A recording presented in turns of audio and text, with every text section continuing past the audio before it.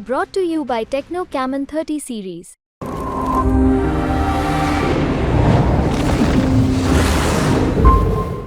2024 लोकसभा चुनाव की अंतिम तैयारियां अब हो चुकी हैं। ऐसे में अगर किसी ने अपनी आंखों से पूरे चुनाव यात्रा को देखा है तो वो पत्रकार हैं और इस समय बक्सर के कुछ अच्छे जर्नलिस्ट जो हमारे साथ खड़े हैं और वो बताएंगे किस प्रकार से इस बार बक्सर लोकसभा चुनाव को वो देख रहे हैं। पहले तो मैं परिचय करा दूं, आलोक जी हैं, ये भास्कर से हैं। सर पहले बताइए कि आप लोग ने अपनी आंखों से देखा है इस पूरे कार्यक्रम को, जो प्रत्याशी कई प्रत्याशी भारतीय जनता पार्टी, आरजेडी और निर्दलीय प्रत्याशी हैं, वो ताल ठोक रहे हैं। किस प्रकार से देखते हैं जनता की नज़र से, किस प्रकार देखते हैं? जनता भी इस बार पिछले 10 वर्षों से बीजेपी की सरकार रही है यहाँ पर, और इस बार अपने प्रत्याशी को बदल करके चुनाव मैदान में उतारा है। लेकिन प्रत्याशी जो है स्वयं गोपालगंज जिले से आते हैं, इसका विरोध रहा है। और यहाँ अश्विनी चौबे के जो भी समर्थक हैं वही विरोध कर रहे हैं, आखिरी समय तक विरोध कर रहे हैं, जिसका बहुत बुरा असर पर पड़ रहा है। इसके अलावा किस पर पड़ रहा है बुरा असर? भारतीय जनता पार्टी के प्रत्याशी पर पड़ रहा है। इसके अलावा जनता भी इस बार देख रही है कि एक शिक्षित व्यक्ति, साफ सुथरे छवि के व्यक्ति आनंद मिश्रा मैदान में है। इनके पक्ष में शिक्षा से लोग जुड़ रहे हैं और चाहते हैं कि एक सभ्य समाज का निर्माण हो, एक बक्सर का विकास हो। इस वजह से आनंद मिश्रा के पक्ष में लोग ज़्यादा से ज़्यादा जुट रहे हैं। यानी कि निर्दलीय प्रत्याशी इस बार निश्चित तौर पर पार्टी, बड़े-बड़े पार्टी भाजपा और राजद जैसी पार्टियों की स्थिति खराब हो गई है, जिनकी वजह निर्दलीय आनंद मिश्रा भी है। उधर ददन पहलवान की वजह से आरजेडी की स्थिति खराब चल रही है। नज़र जो है वो सीधे जनता की निर्दलीय प्रत्याशी पर है। यहाँ पर जो आकाशवाणी के संवाददाता हैं शशांक शेखर जी, वो बताएंगे कि किस प्रकार से वो उस पूरे कैंपेन को उन्होंने देखा। देखिए, पिछले दिनों तो पहले भय, भूख, भ्रष्टाचार को लेकर लोग चुनाव में आते थे और जनता जो है ना भय, भूख, भ्रष्टाचार से परेशान थी और तब अब जो है कि मतदान करती थी। इस बार की स्थिति थोड़ी बड़ी विपरीत है। राष्ट्र और बेरोजगार को लेकर सभी पार्टियां, प्रतिपक्ष के लोग कह रहे हैं कि हम रोजगार उपलब्ध कराएंगे और राष्ट्र हित के मुद्दे पर एनडीए के लोग कह रहे हैं कि हम भारत को मजबूत करने के लिए इस बार हम मोदी जी के, उनका अपना कोई व्यक्तित्व नहीं है, मोदी नाम केवल हम की जाप जप रहे हैं। अपने व्यक्तित्व को लेकर निर्दलीय एक्स आईपीएस आनंद मिश्रा चुनावी मैदान में, इनके साथ युवाओं की एक बड़ी फौज देखी जा रही है। कल का जो इनका रोड शो हो रहा है तमाम पार्टियों पर भारी पड़ गया। तो ऐसे में यूथ का बहुत बड़ा रुझान है और ये कितना मतदान में तब्दील हो पाता है ये आने वाला वक्त बताएगा। हालांकि अभी भी जनता हौज पौच में है कि युवा चेहरा, साफ चेहरा, ईमानदार चेहरे के बावजूद भी राष्ट्र को लेकर लोग चिंतनशील है। अब ये तल्ख मौसम और प्रत्याशी का चेहरा कितना वोटर को बूथ तक पहुंचा पाता है, ये आने वाला वक्त बताएगा। वक्त बताएगा कि कितना वोटर को बूथ तक पहुंचा सकता है। ये दैनिक भास्कर के संवाददाता हैं। अच्छा, आप किस प्रकार से देखते हैं पूरे चुनाव को, जिस प्रकार से जो स्थिति बनी हुई है? बड़ी बड़ी पार्टियां हैं, साथ में निर्दलीय प्रत्याशी हैं, मतलब इस बार निर्दलीय प्रत्याशियों का बहार आया है। लोग अभी तक तो यही बताया गया है। देखिए, इस बार के चुनाव में जो देखा गया, इसमें ये देखा गया कि जो स्थानीय मुद्दे हैं वो गायब हैं। स्थानीय मुद्दे में जैसे मलई बराज है, जो जिससे किसानों के खेत की सिंचाई होगी।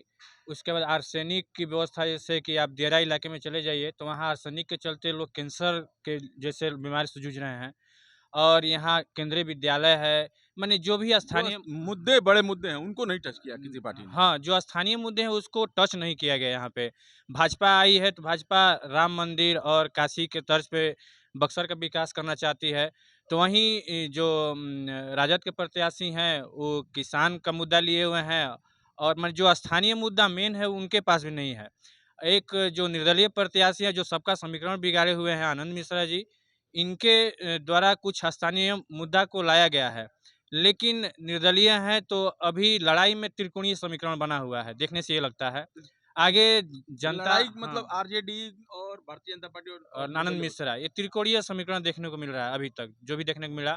अब ये चुनाव बाद, गिनती के बाद ही पता चलेगा कि मामला क्या है, क्योंकि बहुत सारा जनता जो है अभी साइलेंट मूड में है।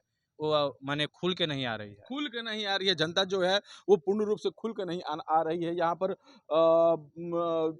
न्यूज़ नेशन के पत्रकार हैं चंद्रकांत जी, वो उन्होंने काफ़ी ज़्यादा दौरा किया है, वो बताएँगे किस प्रकार से देखते हैं इस पूरे कैंपेन को। जो जिस प्रकार से देखा जा रहा है कि जनता खुल कर नहीं आ रही है, स्थानीय मुद्दा नहीं टच किया गया, निर्दलीय प्रत्याशी बड़े-बड़े पार्टियों पर हावी हो रहे हैं।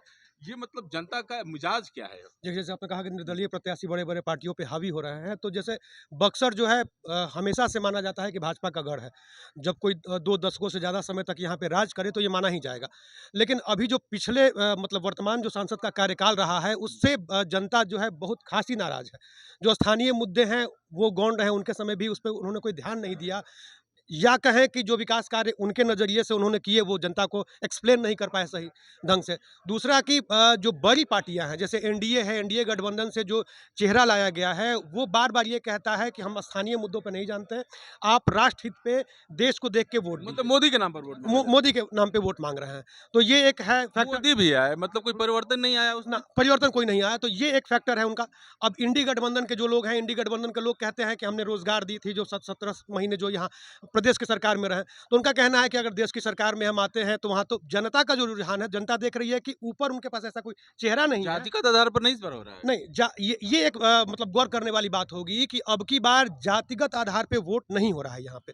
अब की बार विकास के नाम पे वोट हो रहा है, ये तो नो डाउट। लोग यहाँ कह रहे हैं कि स्थानीय मुद्दे रहने चाहिए, लेकिन स्थानीय मुद्दे पे बात करने के लिए बड़े जो लोग हैं, ये बड़े दल के लोग हैं, वो तैयार नहीं हैं। अब यहाँ मुकाबला जो कहा जाए त्रिकोणीय भी नहीं रहा, कई कोणीय हो गया है। चूँकि कुछ लोगों ने ये समझ लिया है कि यहाँ पे अब ददन यादव भी हैं, यादवों का वोट काट रहे हैं। जी, ददन यादव भी हैं, यादवों का वोट काट रहे हैं। उसके बाद जो कहा जाता है बहुजन समाज पार्टी के पास अपना एक कैडर वोट है। उसके अलावे जो उसके प्रत्याशी हैं अनिल कुमार, उन्होंने भी काफ़ी जो है यहाँ पे समय बिताया है, पहले भी कई मुद्दों पे यहाँ उन्होंने बात की है। तो उनका भी एक अलग ये है जनाधार हो रहा है और मुझे लगता है कि सर्वदलीय बहुजन के साथ भी सर्वदलीय लोग हैं। ददन पहलवान तो नो डाउट ददन पहलवान का अपना एक दबदबा रहा है हमेशा से।